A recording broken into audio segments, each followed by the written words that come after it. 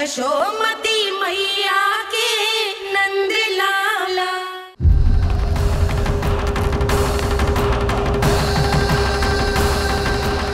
आप तो मेरी प्रतीक्षा में पहले से ही खड़े हैं यमदेव।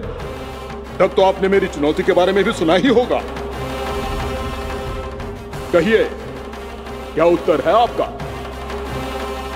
मेरा स्वागत करके अपना राज्य त्यागेंगे या मेरा सामना करके अपने प्राण? हे असुर श्रेष्ठ, मैं आपकी अधीनता स्वीकार करने के लिए तैयार हूं। बस एक विनती है मेरी। शर्त को विनती का नाम देकर पहलाना चाहते हो मुझे यमराज? असुर राज मूरा के सामने शर्त रख पाओ, इतना सामर्थ्य नहीं है तुम में। इसका आभास है मुझे असुरराज, पर मैं आपकी अधीनता स्वीकार करूं इससे पहले आपको स्वामी धर्म का पालन करना होगा। मेरे पुराने स्वामी के क्रोध से मेरी रक्षा करनी होगी आपको। कौन है तुम्हारा पुराना स्वामी? भगवान श्री नारायण। और छोटी माँ, मूरासुर को तो श्री नारायण से भी रक्षा का वरदान प्राप्त था ना? यही तो श्री नारायण की लीला थी बलराम।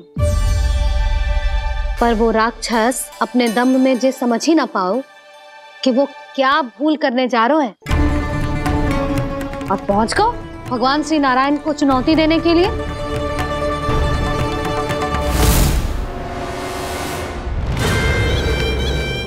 वहीं ठहर जाओ असुर राज मूरा।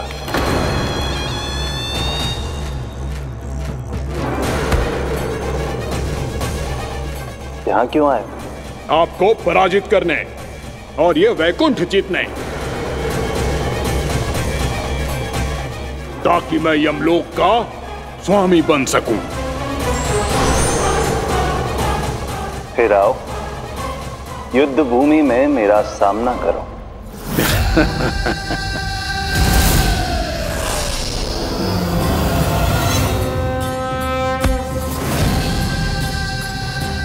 ये नहीं जानते कि इनसे ना हारने का वरदान तो मैं पहले ही प्राप्त कर चुका हूं।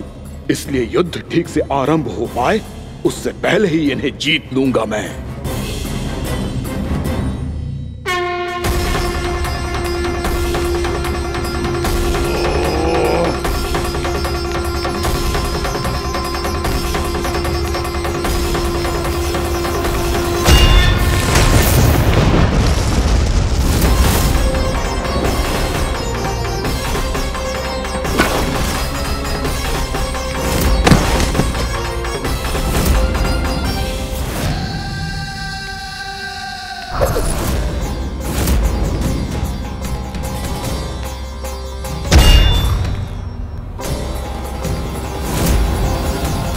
और इस प्रकार ये युद्ध वर्षों वर्षों तक चलता रहो। दोनों योद्धा पूरे ब्रह्मांड में अनेक अस्त्रों शस्त्रों के साथ युद्ध करते रहे।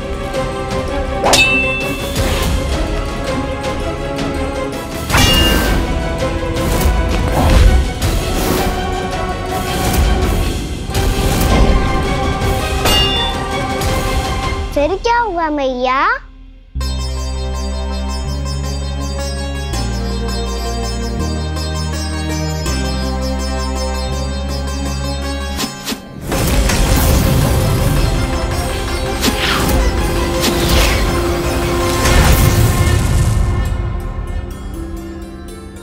उस युद्ध को कभी समाप्त हुआ हो, पर कैसे? शीघ्र ही वो राक्षस थक गौ लल्ला।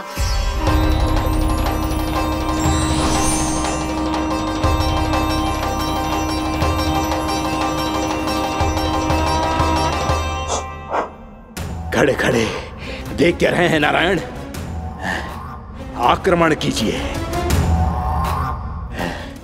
वध कर दीजिए मेरा।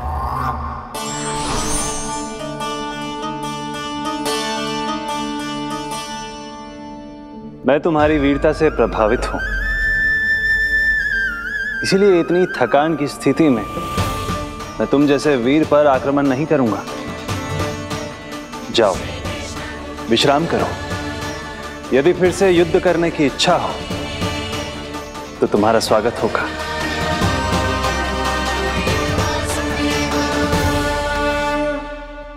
जे कह के श्री नारायण बद्रिका आश्रम चले गए। और वहां हिमवत नाम की एक कंदरा में ध्यान लगा के बैठ गए। उधर वो राक्षस विश्राम करने लगो। अनेकों दिन बीत गए और अब वो राक्षस मूरा फिर से स्वस्थ होके बलवान हो गया था। उसने अपनी सारी शक्ति फिर से प्राप्त कर ली थी। श्री नारायण ने उस पर दया करी थी, पर वो फिर से श्री नारायण को छलने को तैयार होगा।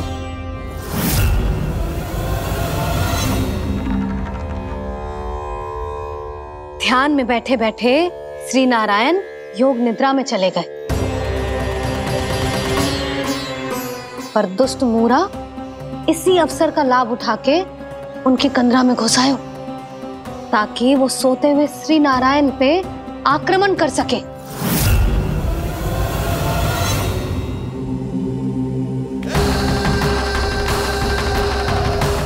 आज इस लंबे युद्ध को जीतकर अपने इस अंतिम शत्रु का भी अंत कर दूंगा मैं।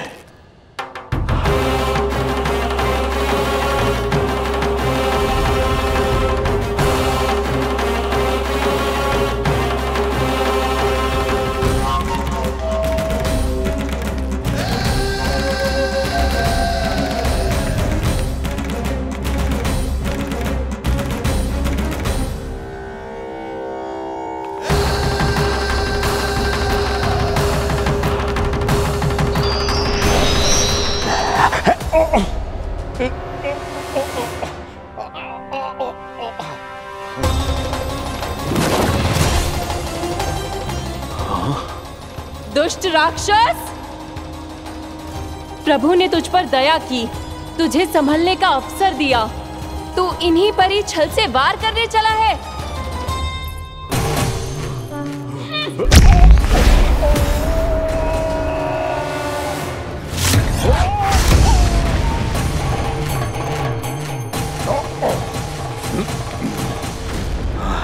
मैं अजय हूँ, मुझे कोई पराजित नहीं कर सकता। ब्रह्मा का वरदान है मुझे। तूने नारायण से अपराजय होने का वरदान मांगा था मूर्ख, उनकी शक्ति से नहीं। ध्यान से देख, मैं तेरी मृत्यु हूँ, मृत्यु।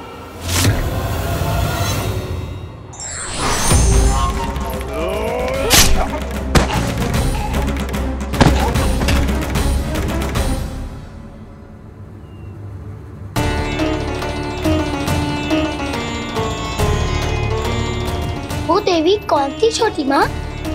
और कौन बलराम, वो ही तो थी देवी एकादशी।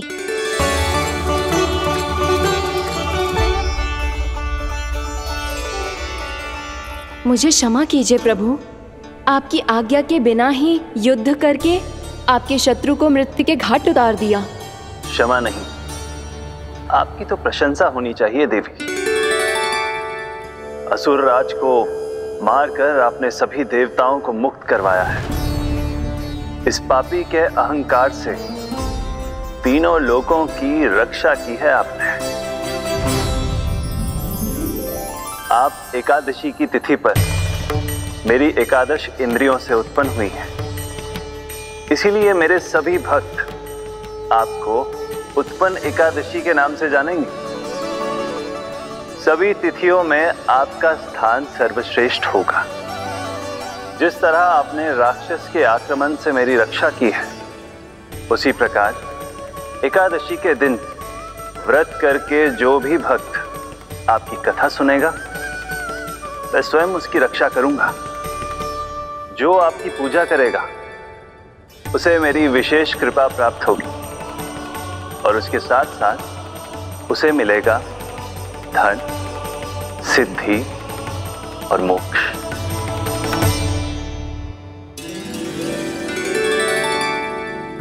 इसीलिए आज के दिन व्रत रखने का बहुत अधिक महत्व होता है। बोलो एकादशी मैया की जय। बोलो श्री नारायण भगवान की जय।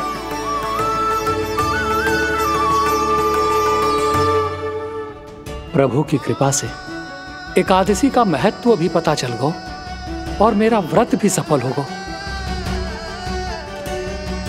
अब भी नहीं भूला राम, एकादशी का व्रत पूरी तरह तभी सफल होता है जब द्वादशी के दिन उसे पूरा किया जाता है।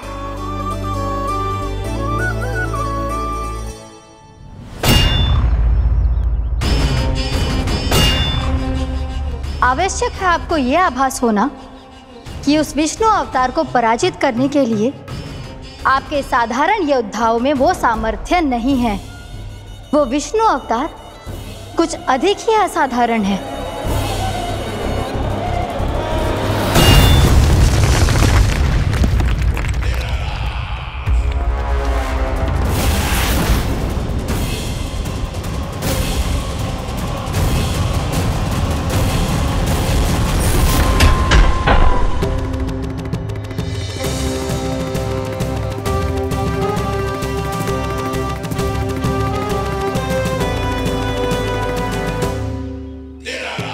अब मैं दिखाऊंगा उस विष्णु अवतार को असाधारण शत्रु क्या होता है।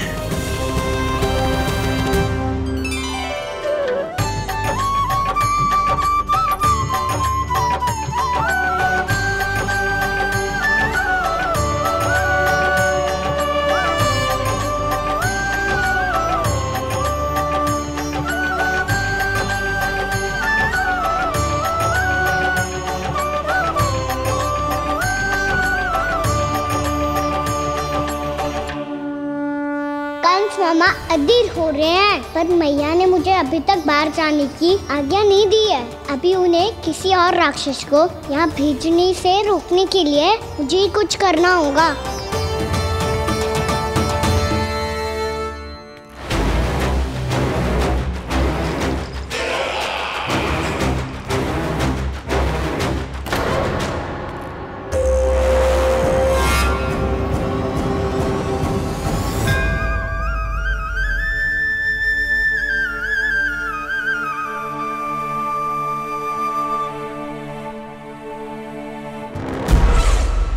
कौन हो तुम? बचपन से ही मुझे मारने का सपना देख रहे हैं, फिर मुझे ही नहीं पहचानते।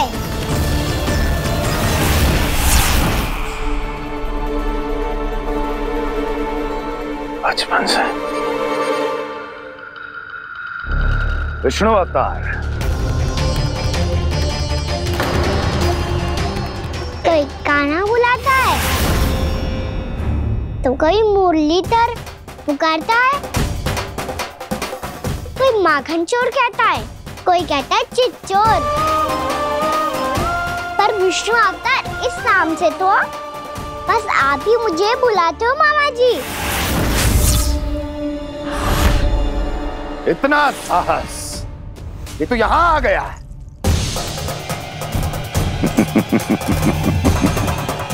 यहाँ आ तो गया तू विष्णु अवतार, किंतु यहाँ से जीवित नहीं जाएगा। तेरे शीश को तेरे धड़ से अलग कर दूंगा मैं।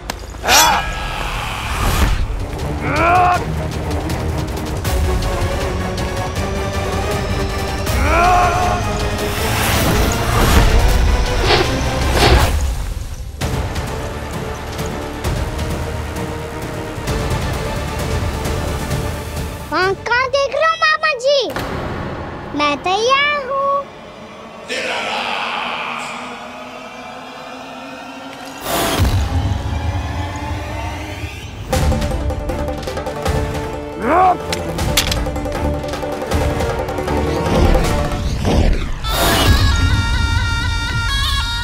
मामा जी, आप सदैव इसी तरह क्रोध में रहते हो क्या?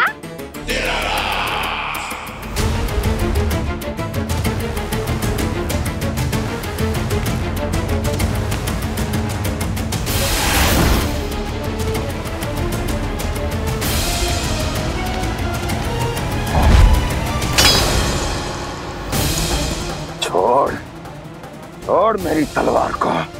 छोड़ो तो तब जब पकड़ा हूँ।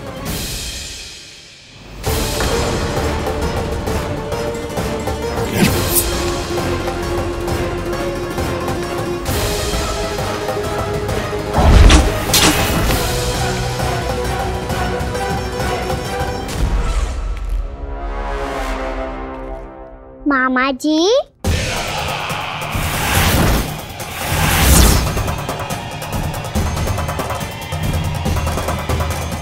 आप थक गए होंगे, थोड़ा विश्राम कर लो। आपका तो पता नहीं, मैं अवश्य से थक गया हूँ।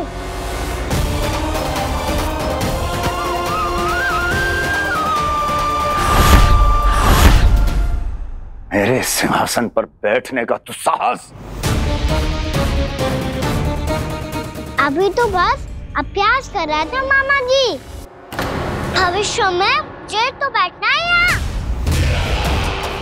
आपने बल प्रयोग करके से अपने पिताजी से छीना था, मैं आपसे छीन लूंगा। जो छल और बल से लिया जाए वो अधिक समय तक टिकता नहीं है मामा जी।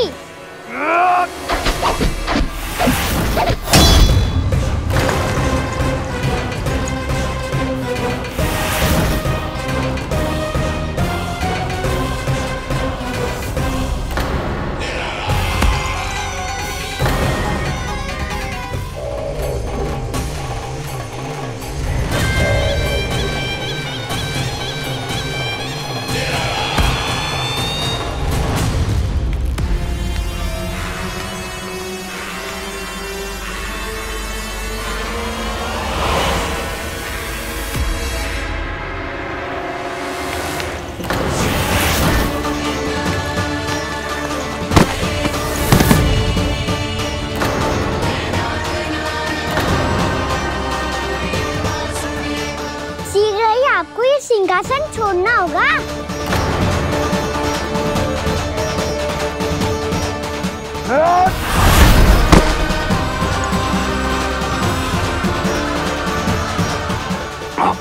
वो मेरा सिंहासन छीनना चाहता।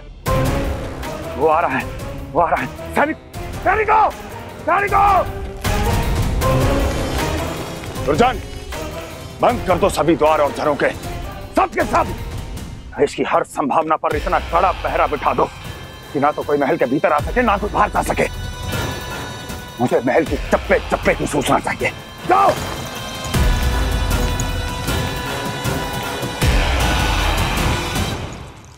सिंहासन।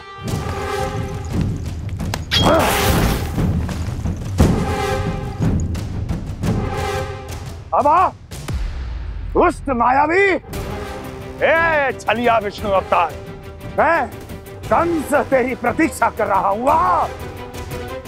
देखता हूँ मेरे सिंहासन पर कैसे बैठता है तू।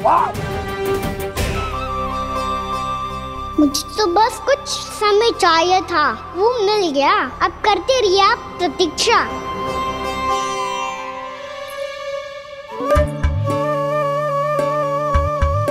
जी अपने आप से बातें क्यों कर रहे हो जी?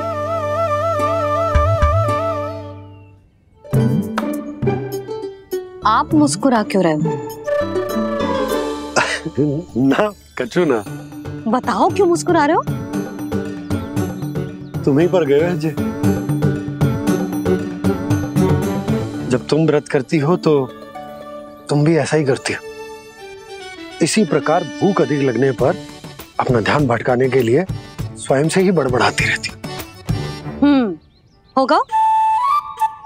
आपको तो बस मेरा उपहास उड़ाने के लिए बहाना चाहिए।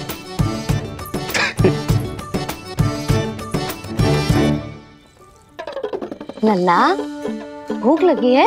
ना मैया, व्रत करे तो भूख कैसे लगेगी?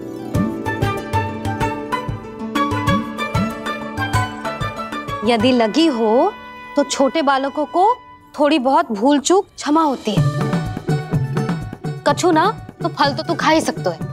अब तो पूरे नियम और विधि विधान से व्रत तोड़ूंगा। कल द्वादशी के सुबह मुहूर्त के अनुसार। ठीक है।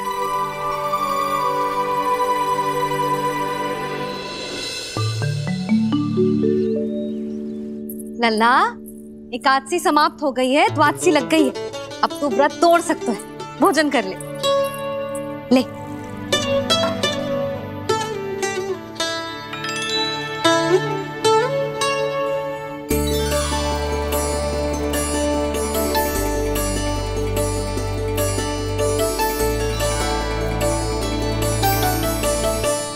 आज तो कार्य कर लीजिएगा।